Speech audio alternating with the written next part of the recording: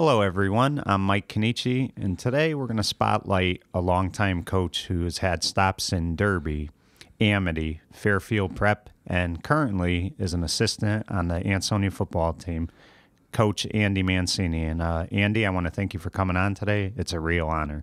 Thank you very much, Mike. Now, Andy, let me ask you, where did your journey to high school football begin? Did you go to Derby? I don't think you went to Derby, did you? I went to Derby 1 year, Right. And then I went to St. Joe's for 3. Right. And my coaching career began when I was in college. I coached with Dan Heffernan up in Seymour. Oh, okay. And there it took me to Derby. Right. And then to Amity. Right. And if I'm not mistaken, we'll get into a lot of the coaching, but at the time you went to St. Joe's, I mean, they were really starting to take off as a football program, correct? Yes, we were just starting then. We took our lumps in the beginning. Right. And then we started to gel. And it made a little impact my senior year. So it was... Right. And now, when you had left Derby after your freshman year, was it? Yes. That was a big time in Derby football, correct? Absolutely. Right. Was it just a matter of your parents wanted you to go to a, better, like a Catholic school, things of that nature? Or? To be honest with you, Mike, it was because of my grades. Oh, really? At that time in Derby, we went to school from 11:45 to 5:45. Right. And then we practiced after that. And it was just hard. Right, yeah. It was tough. Right. So now, talk about Coach Heffernan, because I've heard, Coach Sponheimer talks very highly of him. Everything he said he learned from him. He's also a Derby High graduate. Not a lot of people realize that, but he did play for Derby. Talk about what it was like coaching for him, and what kind of things did you learn when you started? Well, with Dan, it was a great experience. Dan had a fantastic offensive mind. He knew the rules inside and out, and he made sure that the officials knew the rules before any game started, because Dan always liked to throw little wrinkles in on each and every game. And so, with Dan, I learned about offense quite a bit, and it was an enlightening time for me. I was just young then, and I was like a sponge trying to soak everything up. Right, and he had a pretty good coaching staff. Now, did you coach with Fran Cirillo as well when you were at Seymour at the time? Yes, I did. Fran, Bobby Blake, who was the principal then, Fred Gumkowski, and Richie Magnan came after me. So it was we had those ties along the way. Right, and one of the things about Seymour, which Coach Paul Sponheimer, would always preach, was Wildcat football. I mean, was it like that back then too? Wildcat football, the program, everything about it, and they had a rule too with their kids. Football was a privilege, not a right. So if you weren't going to practice and stuff, you weren't going to be able to play. Absolutely, it was that way. The years I was there, Dan was very adamant that the kids, did their homework first, and then came to football, and those are the two things that he was concerned about. And Wildcat football was just like any other school that's big on their football program. It carried a lot of kids through their 4 years. And the unique thing too is when you started coaching, like I said, Derby had taken off when you were as a player, but high school football was really popular then. I mean, there were no Friday night games, there were no lights, and Saturday mornings and Saturday afternoon football was a big time in the Valley. I mean, the place was packed. Talk about just being on the sidelines as a coach, what it was like just to coach in front of all those people.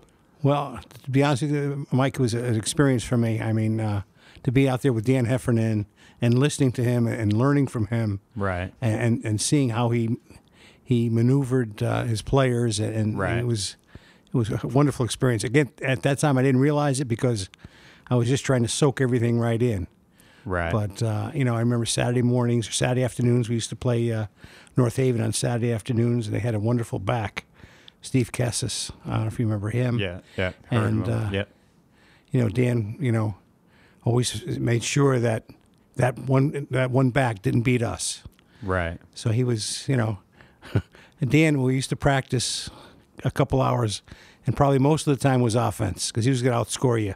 Right. Oh, yeah. Yeah, they said he was offensive genius before his time, He was. You wonder today with all the spread offenses. Had he coached then, what he could have done, right? You know, he did so much then. If he was coaching these spread offenses, he'd probably throw a lot of fits for defenses. I can imagine. He had a wonderful offensive mind. Right. So let me ask you, how many years did you stay at Seymour? I was there 3 years. 3 years. So when you started coaching, was it something you thought you'd be doing obviously you don't look ahead ever, but I mean, did you ever think in 2016 you'd still be doing it? I mean, did you have a plan to coach for a long time, or did you take it year by year? I took it year by year, but to be honest with you, Mike, I started coaching Pop Warner. Right. Charlie DeCenzo was the head coach. Yes. I was coaching the junior midgets with his brother Carmen and Joe Palange, and then I went to college, and then I got the position at Seymour. Right. And that just took off from there. I mean, it's just year by year, but I tell you, each year it's right. It's amazing, Right. And talking about Pop Warner, a lot of people don't realize it's not as difficult as high school in the sense that you're not calling a ton of plays and you don't have to put all these wrinkles in. But you guys are responsible for making sure these kids know how to tackle when they move up to high school, know how to block, know how to do a good form tackle, things of that nature, how to, drop back if you're a quarterback, running back, how to carry the ball right and stuff. So you really have to do a lot of teaching in Pop Warner, because when they get to the high school level, you really can't teach that because, you're preparing for games. You can't really worry about that stuff. Absolutely. And I think the reward coaching Pop Warner is seeing how the boys progress from the day one until your final game. And you think back over the last couple of months you're with them and think how they were in the beginning and see how they are right now. And you have a little sense of pride seeing these kids and hoping that they continue on their career, if they could play football. Right. So now let me ask you this. My memory might be a little foggy, but when you went to Derby, I believe you coached under John Oko and Tommy D'Onofrio with the freshman team a little bit when you came there. I want to say, was it maybe 85, 86 you came around that time? Yes. Right. Now, that was a big time for Derby football, too. I mean, the 85 team had finally ended the streak against Ansonia. Right. They beat Immaculate to win the state title.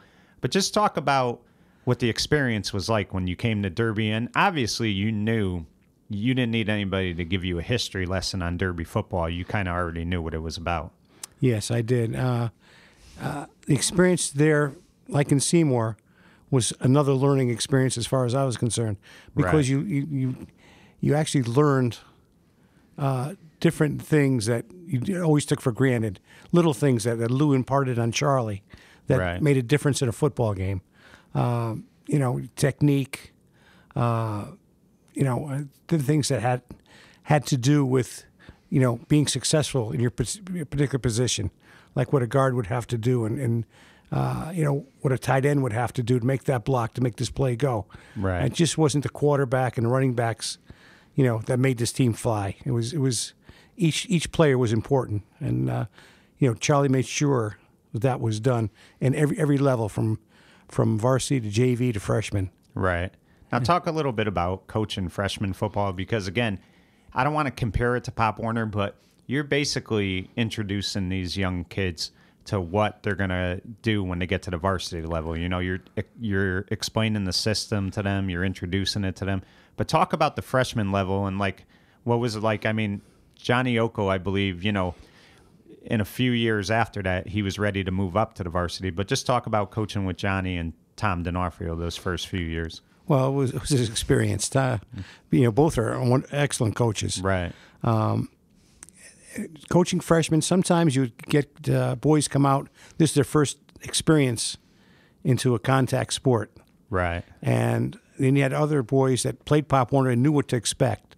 So you had to meld those two opposites together to try to get some success out of this particular team. Right. And, it took work, but eventually it came around. The boys started to understand what they had to do, what Derby was all about, what the Derby football program was all about. And after that, we didn't have to worry about that. All we had to worry about is coaching these kids and having some success on the field. Right. And correct me if I'm wrong, but you were also on that freshman staff that coached Jason Palmieri, John Ann Roman, and those guys. And I believe, they would go on to win a state title in 1990. But I believe that freshman year, you guys also went 7-1. Yeah. You guys only lost to Shelton. So, I mean, that team as freshmen, you could see right away they were going to be special. Right. And those are the kids that came through the Prop 1 program that carried the other kids. Right. They brought them up. And the kids that never played, they assumed, the position of following, John and Jason. Right. And it was a very happy and successful season we had. Right. Now, early on in your coaching, what did you focus on the most? Like, what was your big responsibility? Were you the line coach? Did you coach the D-backs? Mostly I had the linebackers and the running backs, which, right. I had at Amity, I was the line coach, but right. And at Prep and at Derby, I had the linebackers and running backs. So it was right. What do you think early on? I mean, I'll ask you more about it after, but early on, what do you think was the biggest challenge for you as a coach, as an assistant coach? What did you think what would you say was your strength and your weakness when you were coaching? I think my strength was being able to get with the boys, right, to get them to understand what we were trying to do, and not what I was trying to do, what the program wanted us to do. Right. And my weakness was I probably pushed a little too hard sometimes. Right. Trying to get them to a certain level. Right. And again, you're always learning. So I had learned from that as well. Right. Now, talk to me about scouting. I mean, how difficult is that? Would you say you had a tough time doing that in the beginning? Because if I'm not mistaken, back then, one of the things Charlie had the freshman coaches do was on game night, he would have them go to another game to scout the other team. So talk about what scouting was like for you. Well, scouting was a new experience. Right. The way Charlie wanted it done was the way he learned from Lou. And he usually had 2 or 3 guys with you when he went to scout. Right. And one guy would scribe all the plays, and the other individual would watch the linemen, and the third individual would watch the quarterback and the backs. Right. So you had a team effort in your scouting as well. Right. And sometimes it was kind of, boring because, one guy's running, you're not looking up, seeing what's going on in the field. You're just listening to what the other 2 coaches are telling you what's going on. Right. And, it's a good learning experience. I mean, the way to scout is the way we did it. You had to write the plays. And you learn how to write the plays. Learn how to write, a trap or, a buck sweep or things like that. And right. You can't explain that. You have to actually do it. Right. And, back then, too, you said you had to write everything. It was a lot more difficult to scout. Now they've kind of made it a little easier because you could film, I believe. You could film the other teams and kind of see what they're running and stuff like that. But back then, I mean, you basically had a notepad. That was basically what you had to go by. You had your scouting sheets, and scouting sheets were made up, And today, I don't think it's... well, let me put it this way. I think it was better when we used to write the plays. Yeah. Because you get to see, the person who was writing didn't get to see too much, but the other 2 guys get to see the opposition, saw the size of the kids, saw a little bit of their speed and things of that nature. You can't tell these things on film. Right. And the thing is that, a fan may not understand sometimes is when you're going to these games, you're not really able to enjoy the game because you have to focus on what you're paying attention to. So you can't really go to a game and sit back and kind of relax and watch. It's a big responsibility. It is. And then you had to break down the scouting film right. the following day. And it was the whole coaching staff did that, aside from the scouting staff. Right. So now I believe Johnny Oko moved up to the varsity, I want to say in either 87 or 88. And then you and Tommy kind of took over the freshman. I believe Tommy was the head coach. You were the assistant. You had some, one of the teams that you guys coached, and I believe it was the last team you coached with Tommy, was David Ann Roman's class. That I think Eric Willania was the quarterback for you guys. You saw that David was going to be a great player. But that was a group that a lot of those kids, some of them didn't play football till freshman year. George Hayes one. He had never played before. I think Rick Kovacs as well. Yeah. So, I mean, that team went on in 92 to surprise a lot of people. They went 7-3, had upsets against Seymour and Shelton. But talk about that last group you coached with Tommy, and just, did you see big things coming for them? Well, that was a special group. You could tell it was going to be special. Right. How special they're going to be was up to them. Right. But you saw that they had the talent and they had the ability to be successful if they wanted to be. Right. I mean, they could have gone the other way, but they weren't. They wanted to be, a successful Derby team. They didn't want to be the one team that let the Derby tradition down. Right. And that's what carried them. What carried them all 4 years. Right. Now, one of the things David Ann Roman was great at, and he was a great player, but he was also a coach on the field. Could you see that as a freshman, that this kid had that drive, that he didn't care about individual stats, he just wanted to win? I mean, he was so, great for that senior class and how he led them and stuff. Well, David was a leader on the field. I mean, right.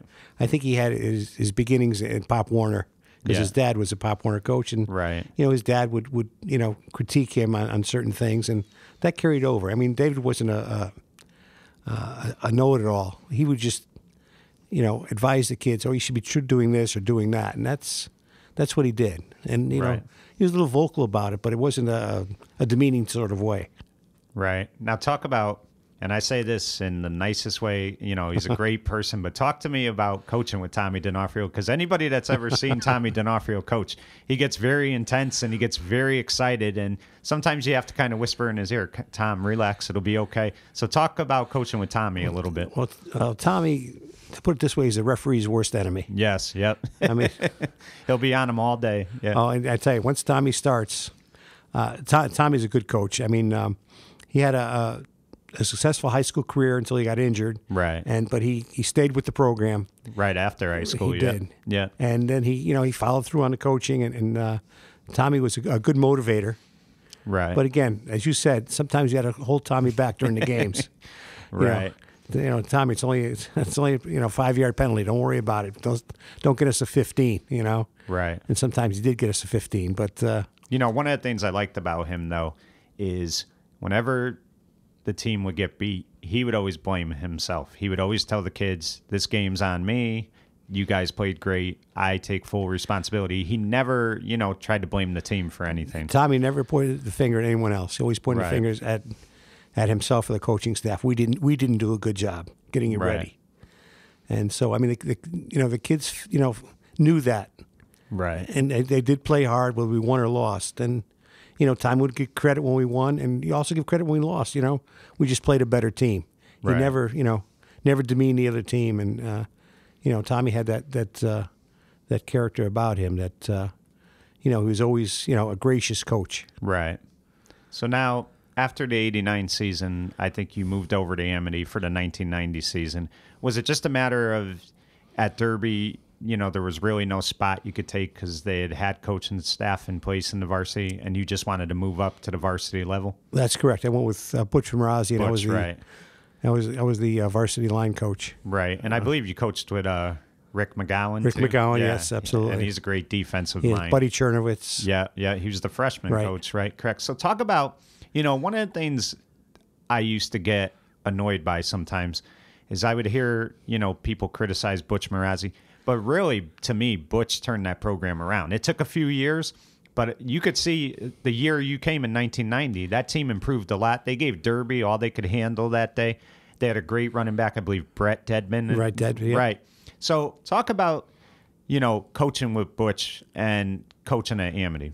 Well, Amity is a difficult place to coach. Right. I mean, the kids are a little bit different than the kids in the Valley, and you have to really be patient with those kids. And try to implore them to come out, play football.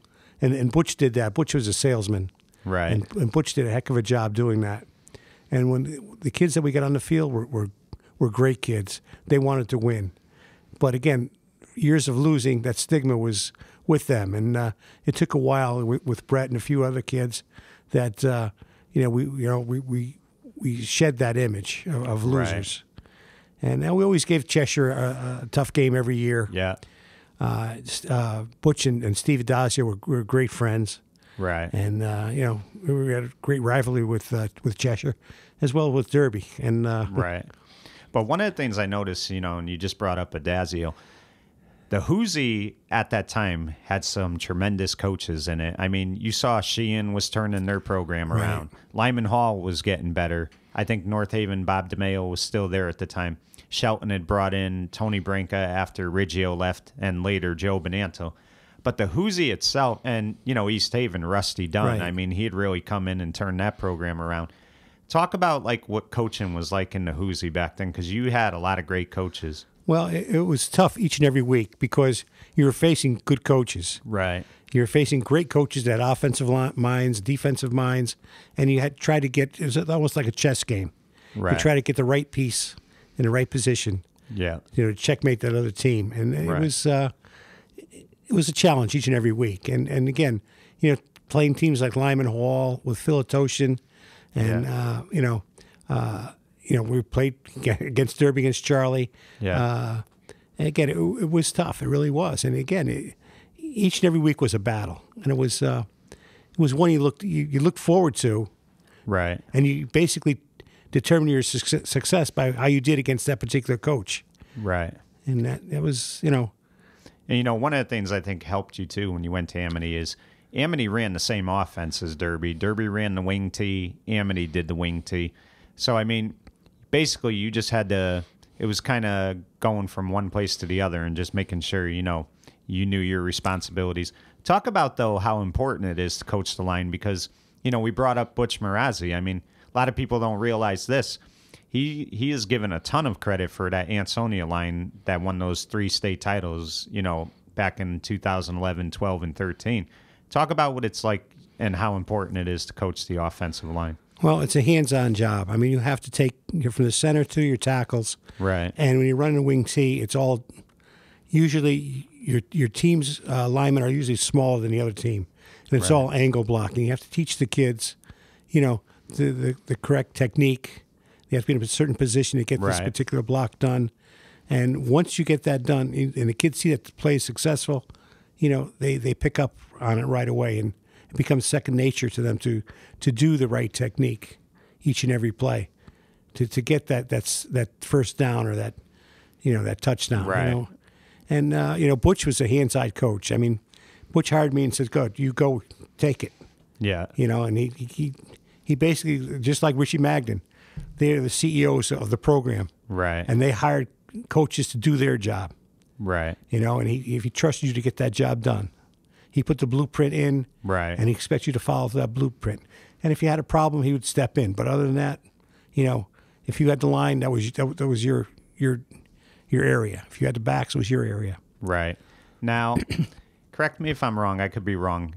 In '94, Amity, that was a big year for them. They went 7-3. They gave, like you said, gave Cheshire all they could handle. Now, I know you had left Amity, but were you still with the staff on that '94 team? Or No. So you had left. But one of the things that was happening at Amity was from like '94 till Butch's last year in '98, they were getting better each and every year. They went to the playoffs, I believe, twice. So, I mean, do you feel like, you could be proud at the fact that you were on a staff that really got that program to where it needed to be? Absolutely, because, I mean, if you look at those teams, and when we started in '90, nothing changed. Right. The names changed in the back of the jersey, but the philosophy never changed. Right. And that was always something to be proud of. And, when I went back to Derby, I mean, we right. We always talked about, your philosophy and how long it, it lasts, and that's what it is. That's your measurement for success. Right. Now, you went back to Derby in '96, but before we get to that, when did you leave Amity? What year was that? Did you leave after '92? '93. '93. Now, did you just want to take a break from coaching? No, it's because of my job, Mike. I had to switch shifts and things of that nature. So. Right. So the time wasn't there, right?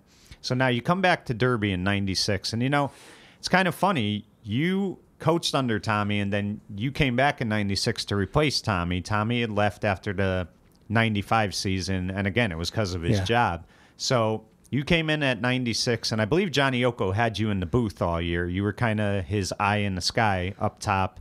And that '96 team, they went 6-5, and you look at it and you say, well, 6-5 isn't a great record. But Derby had come off 2 straight losing seasons, and if I remember that team well, You guys had not won any of your scrimmages. Right. You start off against East Haven with a 32-19 loss. But it was a game against Guilford that really turned it around. You guys are down 17-0 at the end of the third quarter, and you guys go on a run in the fourth. You win 21-17. Talk about that Guilford game and how everything turned around and what it was like to be back at Derby. Well, that Guilford game, again, at halftime, we had to regroup. Right. And we had to change things that, we weren't used to changing. Right. And, the kids picked up on it, and they didn't realize that, for us to be successful, we have to do some things out of the box. And we did.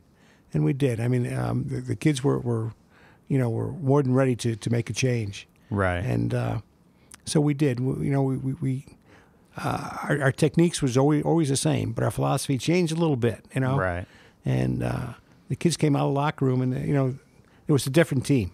Right. Second half was a different team than you saw in the first half. Right, and you had a lot of sophomores that contributed that year. You obviously had Larry Parentino back, who was a great linebacker. You had Matt Ellis back on the line. Right. You had J.R. Romano returning as the quarterback. And, you had Adam Greco, who played both ways sometimes. But you guys got a lot out of kids who didn't really get a lot of playing time until their senior year. One of them's Dave Kekax. He would end up having a great year. Jerry Lawrence was a big contributor. But that team seemed like they wanted to win. I compare them to like that 90 team. They didn't care about individual goals. They were just trying to get the program back. They're team-oriented, and that right. made our job a lot easier because there were no superstars.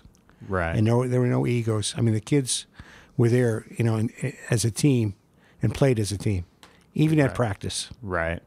And, before we get to the big game that you guys won against Ansonia, it was a game against Cheshire that I really looked to as, how you knew this team was going to be special. And they ended up losing the game 7-6. Yeah. But you guys really came out of that game like it was a physical football game. They gave Cheshire's quarterback a lot of fits the entire game.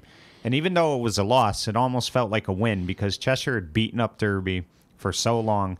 And these kids that night just came out there ready to play. And sometimes you just got to tip your cap to the other team. You're right, Mike. Right. I mean, it hurt to lose, but then you looked at the big picture and said, we actually won when we came out of this game.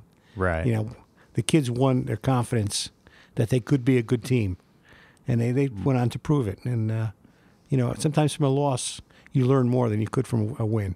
Right. So now let's fast forward a week later. You play Ansonia. Now, Ansonia, again, had some great teams in the 90s, and they had just come off 2 straight state titles. Now you're playing a team that has an all-state quarterback who was highly recruited in Luke Richmond. Yep. And, everybody's picking Ansonia to win this game. Nobody's giving Derby a chance.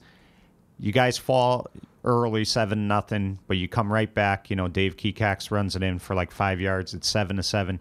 But the entire game, you guys beat up Luke Richmond in that game. Yes. Talk about, and you guys ended up winning 13-7 in overtime.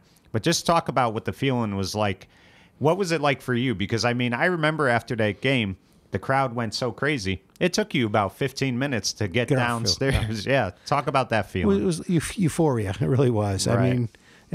Like lifting an elephant off your shoulders. You came away, you were a big underdog.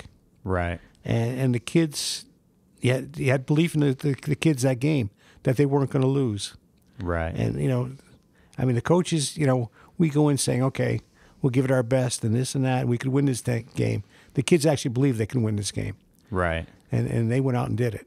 And again, the defensive effort was unbelievable. Right, and the offense did what it needed to do, and the offense moved the ball. Ansonia, they have great coaching over there. So, let me ask you this. When I talked to Ronnie Leno about that game, he said it was more relief than it was, satisfaction because it was so hard to beat them for so many years that he just felt relief. What did you feel after that game? You must have felt a different way, correct? Yeah, I did. I gave all the credit to the kids. Right. As a coach, you could take some credit, but again, everything is done on the field. And again, you can put the kids in the right position as chess pieces, right? But they have to make the right moves, and they did. And almost you have a little sense of satisfaction that you contributed, right? In that sense that You had the kids ready. You had them in the right position, and they went out and executed the plan that you had out there for them. Right. And, you guys had a lot of injuries that year, too. J.R. Romano would get hurt the following game against Amity, and he was pretty much, he came back a little bit on defense, but, he couldn't really be the quarterback, so you had to have Craig Schutte step in as a sophomore.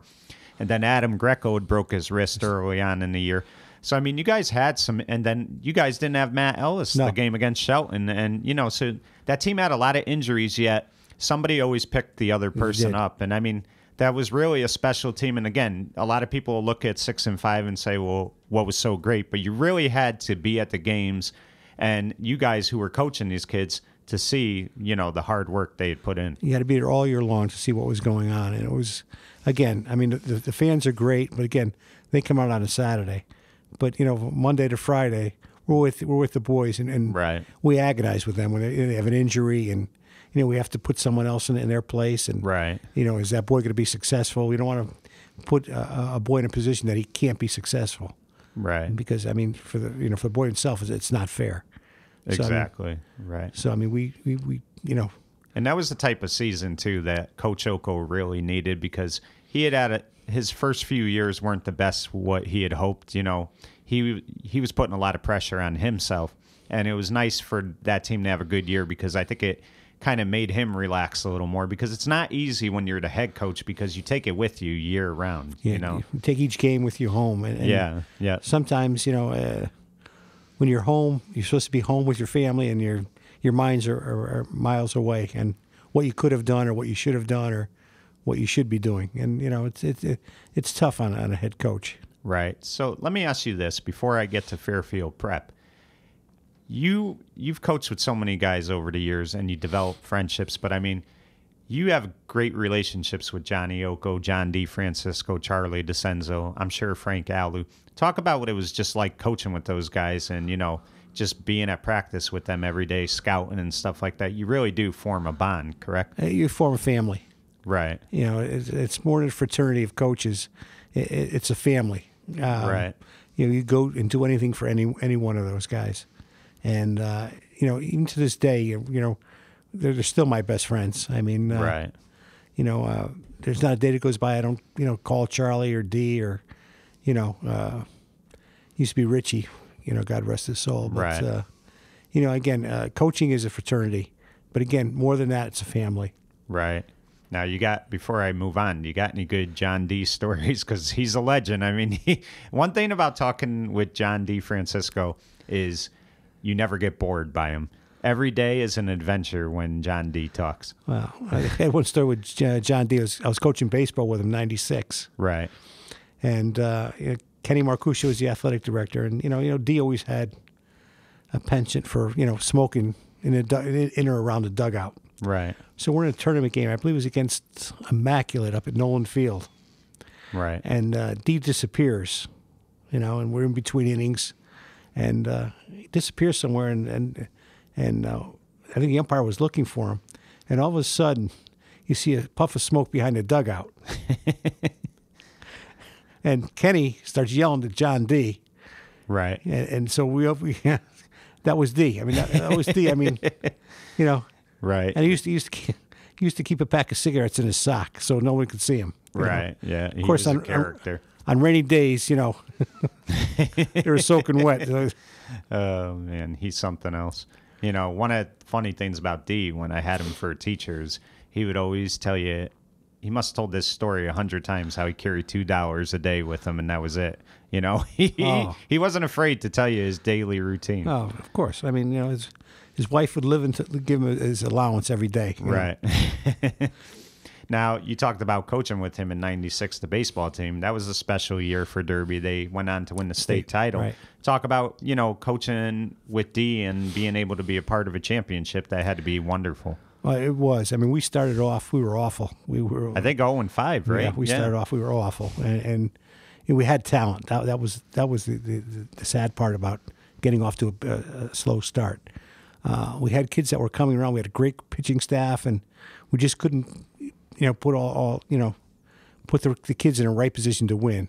Right. And so we made a couple changes, and D he wears his heart on his sleeve. Right. And he would take every loss as a personal loss to him. But I mean, the kids came around. I guess we ended up 10-10. 10-10. Right. We had to beat Brantford the last day to go 10-10. It was a Saturday. Right. And we beat them to get in the tournament. No one gave us a shot in the tournament. Matter of fact, we were the last seed in the tournament. Yeah. Every game was away. And every game was away. And we're on the road, and it was. Drew Davis was huge. I mean, he pitched every game, and I mean, he was so big for you guys as a pitcher.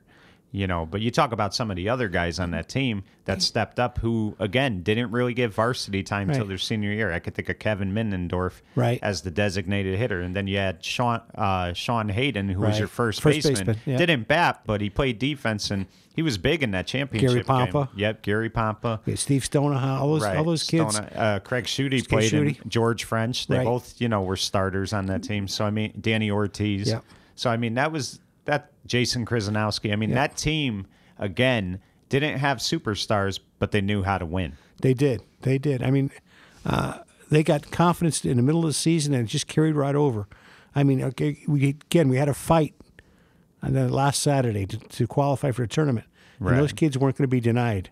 Right. It makes it all worth it in the end when, you have to basically win your last game and then you win the championship. I mean, it makes all the things that you went through during the season worth it when you see the end result. Absolutely. I mean, all the credit goes to the kids on that point because, again, we worked the kids hard, and they didn't complain about anything because they knew that they had a chance. Right. That's all they wanted was a chance, and they knew that in the tournament's one game and out, and they weren't going to be denied. Right, and they really weren't. I mean, they really stepped it up, and they kind of made it look easy in the tournament at times. So let's talk about your final year at Derby. I think it was 2001. You guys didn't have the best record, but there was a game against Ansonia where you guys pulled off a great upset. I think Robbie French had a wonderful game that day, and that was the first time that Derby had beat them at Nolan Field since 1985. So it had been a long time. Talk about your final year at Derby, and did you know that would be your last year there? I didn't know that was going to be my last year, Mike. I mean, again, my job dictated on when I can coach and things. Right. And I didn't think if that was going to be my last game, and so I just relished in that game. I mean, and whatever happened after that, was meant to be. But right. The boys had a great game. I mean, again, you're underdog. Right. And the underdog, had a big bite that particular game, and the kids, that was a great Derby win. I mean, it really was. I mean, and you guys fell behind early, but then those kids came right out, and I think they were up 14-6. You ended up winning 14-12. Yeah. And I really think that, you hate to be on the losing end, but I think it was a great game for just, the town, both towns itself, because, that was the same week the September 11th tragedies happened. So it felt like both towns kind of came together that game. Right. And, it was just a great Derby-Ansonia game all around, Which they usually are. Right. Yeah, you definitely do. So now you move over to Fairfield Prep in 2002.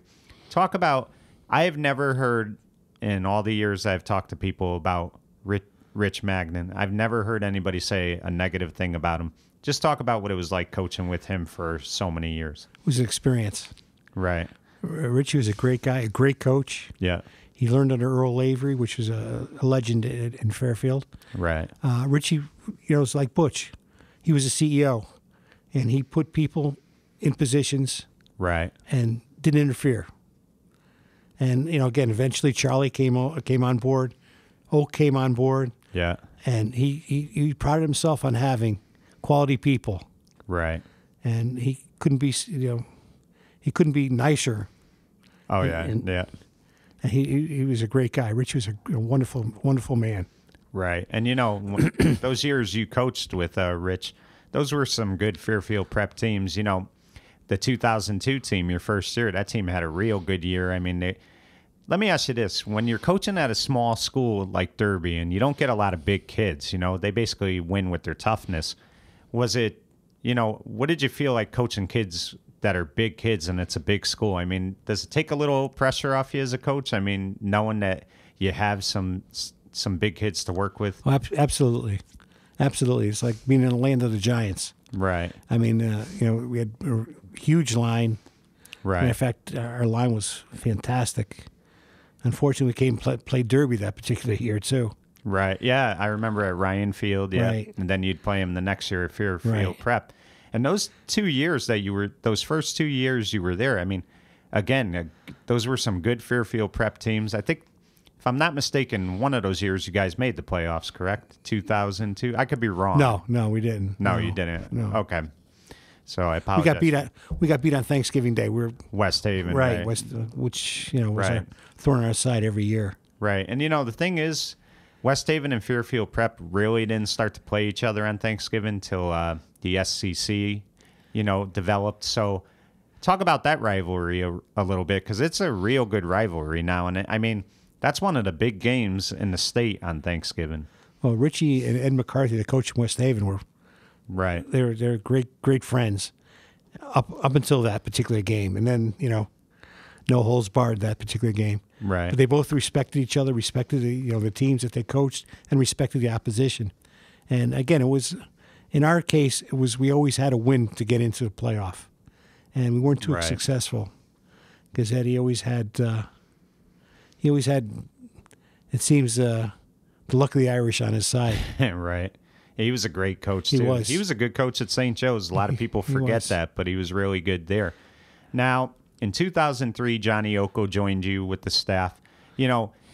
People, could say whatever they want about his head coaching, but one thing about John Oak, he's tremendous with the quarterback. Nobody coaches the quarterback as well as him. And he definitely knows football. He knows X's and O's great. So talk about having him back on the staff with you. It had to be a good feeling to have somebody you're familiar with coaching with you again. Oh, it was like a homecoming. It really was. Right.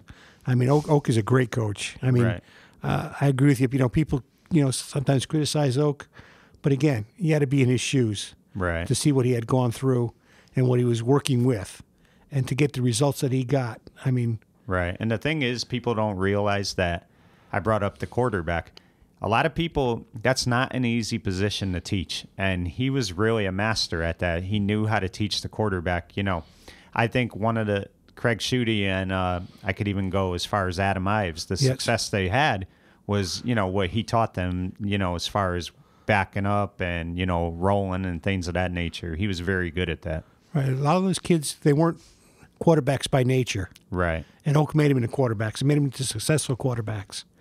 And again, he did a masterful job Right. at coaching the quarterbacks, and also being able to get his coaches on the same page that he wanted to be on, and Right. he was good with that. Right. So now 2005 comes and Coach Magnan brings Charlie in to coach Charlie DeCenzo, and I believe Charlie took over as the offensive coordinator. So now, I mean, you look at this staff, it's almost like a Derby staff, and people don't realize this either, is Coach Magnan also lived in Ansonia. So, I mean, you had like a whole Valley staff coaching Fairfield Prep, and it almost felt like, the uniforms were different, but it felt like it was the same team almost. Talk about, just having Oak and Charlie there. It had to be great for you. Oh, it was. It really was. And again, Richie had the foresight to bring Charlie along, Right. because we got Charlie into a teaching position there. Right. Part-time, then went full-time. So, Charlie was there. He was a master at, as an offensive genius. Oh, yeah. Yeah. You know, And a lot of people don't realize No. in Derby, he kind of let Oak do a lot of the offense, and he took the defense with Frankie Alou. But Charlie knew both offense and defense really well. Yes. I mean, he was a genius. Talk about that, too. Talk about Charlie, because what I think a lot of people realize about him is you look at him and he doesn't scare you as a coach, because he's a great guy. He's a nice guy, wonderful gentleman. But yet this guy is just so smart. He knows what play to call, the right play. And look at what he did in the 10 years at Derby. It's remarkable. well, Charlie learned under the master, Lou DeFlippo. Right. And I tell you, Charlie, holds Lou in high regard for everything that he's accomplished. And again, working with Charlie is a dream come true. It really is. Right. I mean, you get to see Charlie, playing out the game plan and what he wanted to do and how he was going to do it. Right. And now you learn every day's learning experience. Even in my career, every day working with Charlie was learning experience. Right. The drills, and the practice plan, everything had a purpose. Right. To achieve the goal that he wanted to get done for that particular week. Right. And that was, again, Oak was familiar with it. I was familiar with it. Richie was learning it. And again, Richie's like the CEO, like I said before. He put these people in positions to be successful, and he just let them go. And Richie, got all the glory, but he always gave it to his coaches. That right. Without think the about Richie, and I want to talk about him a little bit. Rich unfortunately passed about a year ago, I believe. It might even be less than a year, but Rich doesn't get enough credit because, to me, he really built the Fairfield Prep football program, or at least turned it around. I mean, when he came, it wasn't at its best, and little by little each year, they were contenders all the time, and they had some great games against Shelton, some great games against West Haven. I mean, great coach he's like an unsung hero because he doesn't always get the credit he deserves. You're correct in that, Mike. Richie, again, Richie was a piece of work. Right. I mean, that's the best way I could describe him. And again, if he loved you, he loved you. And if he didn't like you, you knew about that too. Right. But Richie always had the kids' heart, they were first in his heart. He wanted, to be successful for those kids. And a lot of his pregame talks weren't about football, they're about life. Right. And, only the coaches know that because we're in there with him. And I tell you, these kids loved him. These kids would, they would go to the nth extreme for Richie. And, sometimes the parents didn't see that, but the kids knew where they stood with Richie, and that's what they wanted. Right. Yeah, he definitely was a very underrated coach, a terrific coach. Now, this past year you've been coaching at Ansonia. We'll get to that for a second. So you basically stayed at Prep for a good 13, 14 years. I mean, talk about what it was like to coach at Prep. And, I mean, what kind of place does Fairfield Prep have in your heart?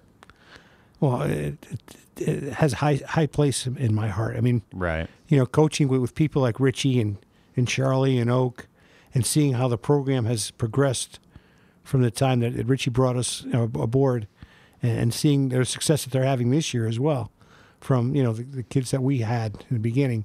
It makes you feel good as a coach that these kids have adopted what you had, right. first introduced them to.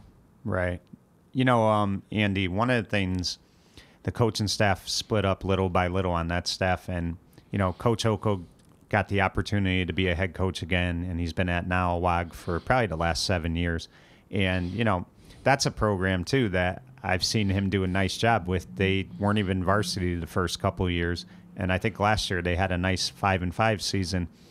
And then Charlie, of course, stepped down after the 2015 season, and you did yourself. Just talk about, did you just kind of want to go out with those guys, or what was your reason for stepping down? I wanted to go out with Charlie. I mean, right. Charlie and I are very close, and, right.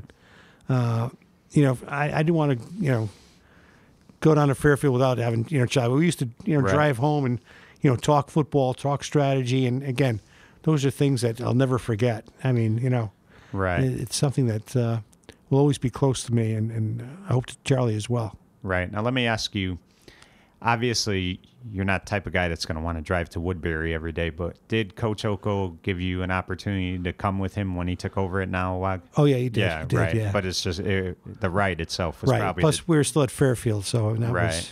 Right. So now, 2016 season comes, and you've been at Derby, you've been at Amity, you've been at Prep, and Seymour as well. So now you go to your third Valley school, which is the rival of Derby, Ansonia. Now, if you did this 20 years ago, I think a lot of people would be more surprised. But now, the rivalry is not the same as it once was. But just talk about, for you, was it a little weird at the beginning to come to Ansonia? Yes, it was. And again, right. There were circumstances that led me to Ansonia that, right. I don't want to really discuss right now. But I mean, right. Coming to Ansonia. But I believe you were friends with those guys too. Bobby Lisi, John Sponheimer, and I'm sure you knew Coach Brockett. Oh, yeah. I knew right. Tom real well. It was an experience coming to Ansonia because, the new kid coming in from Derby, Right. they're always looking at you, why are you here? But again, I just wanted to, to coach. I wasn't ready to step down and. Right. Now, let me ask you this. You obviously knew these guys were great coaches. Look at their record over the last 30 years. But now you're at practice every day and you're seeing these guys coach and you're coaching with them in games and you're preparing. Talk about what a great staff that is, especially with Coach Sponheimer, Coach Lisi, and, those guys been there since 72. You have a ton of experience, with Right. Coach Lisi and Coach Sponheimer. They've seen everything. Right. And they've seen every situation. They've seen, they're ready to give back to the program, and they do each and every practice. Right. Spoonie coaches a freshman, but he stops at our varsity practice. He's with us during the varsity games. He's lending his expertise. And as far as Coach Lisi, he's been true blue Ansonia. Right. And again, his experience are. There's a guy who was a head coach and he had to Right. leave for a year and he came back and he's Right. been an assistant ever since. And Tom's a great coach too. Right. Tom has a wonderful offensive mind. Believe Right. me, it's And I think the most important thing about Tom is sometimes when a coach replaces a legend or he comes in, he tries to change stuff. Tom didn't try to change anything. He kept to the formula, what's made them successful. He didn't try to do anything different. no. Tom. From what I've seen, and from what I've heard, Tom is his own man. But Tom is wise enough to know that listen, if it's not broken, Don't fix it. don't right. fix it. And he just picked up where Bobby left off, and he's Tom's done a wonderful job. Look at his record. Right. And Tom's the type of coach that, if he loses a game, he always gives praise to the other team. It's never something that we did wrong. Right. And, so Tom's a man about that, listen, I made the mistake, not the boys. And, Right. in the Valley, that's tough because, the fans are tough on the kids sometimes. Oh, It's, yeah. And coaching staff, too. Right. But talk about this team. This is a team all year. They haven't been ranked. And this was a team all year that everybody said was going to be, not as good as years past. They were going to struggle. And here you guys are, 9-0 right now. And you're going into Thanksgiving with a 9-0 record, a chance to win the league again. Talk about this team right now. It seems like week in and week out, they're getting better and better. And that Seymour game, the way they handled Seymour, it was surprising because Seymour was picked by a lot of teams, by a lot of people to win the MVL this year. Right, Mike. There weren't a lot of high expectations for this year's team. Right. They always said next year's team because we play a lot of sophomores and juniors. Right. We only play 5 or 6 seniors. Right. And fans kept pointing out, well, next year's Ansonia's year. But these kids didn't believe that. These kids Right. worked hard from the beginning of practice.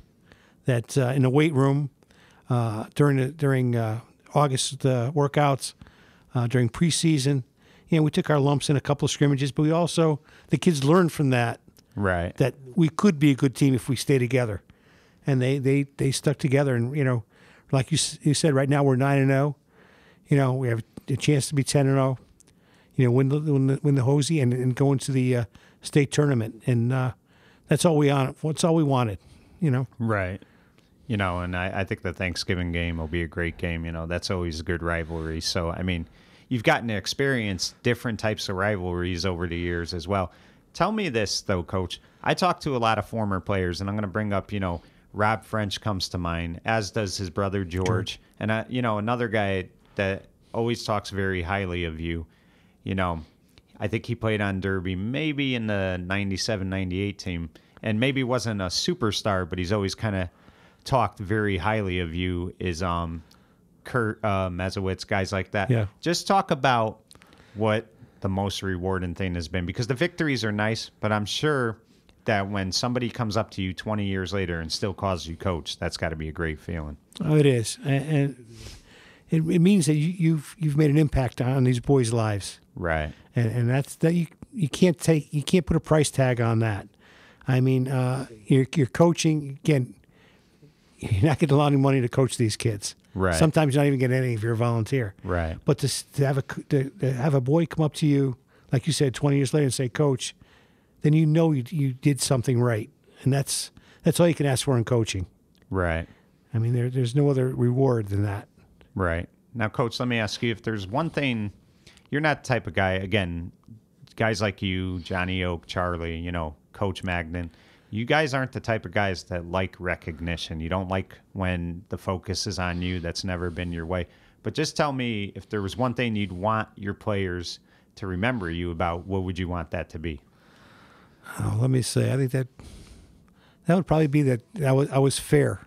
Right. I give every boy a chance. Right. So it was never about politics or anything like that, right? No, you give the boys a chance to be successful, and that's all you can ask, really. Right. I mean, if you could do that, then you're a successful coach.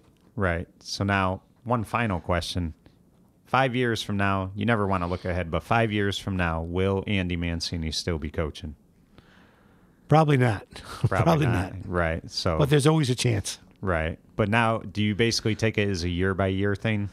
I'm looking forward to next year. Right. Nice. To be honest with you, Mike. I mean, now that, you know, I have a lot more time, I'm able to spend more time at the schools and you know, be with the boys. We have a good relationship, and I'm looking forward to seeing some of the sophomores and juniors. Right. You know, next year that'll be stepping in and hoping that they could accomplish what this year's team has done. Right. Well, you know, Coach, you mentioned you started with Coach Heffernan, so you got to figure that's the 70s. And now here we are, 2016, you're still coaching. That's a lot of effort. That's a lot of dedication and commitment.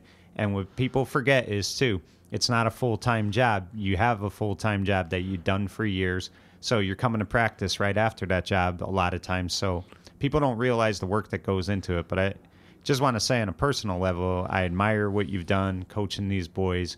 And you've given something to all these towns. You've given something to Fairfield, something to Derby, something to Seymour, something to Orange, and of course now at Ansonia.